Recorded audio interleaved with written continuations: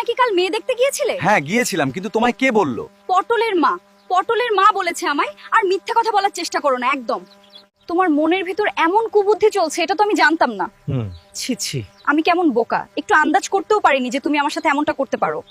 যাই হোক, তুমি কি আবার বিয়ে করবে? কেন গেলে মেয়ে দেখতে? কি মুশকিল, আমি কেন বিয়ে করতে যাব? তুমি অযথা এসব সন্দেহ করছো কেন? এটা একদম ঠিক না। আবার পটলের মা বলেছে, বিষয়টা কেমন অদ্ভুত না? আমি জানি না, অথচ পটলের মা জানে। কাজীদের বাড়িতে গিয়েছিলাম মেয়ে দেখতে, আর পটলের মা গিয়েছিল সেখানে রান্নার কাজ করতে। তুমি যে আমাকে এইভাবে ঠকাবে সেটা আমি বুঝতেও পারিনি।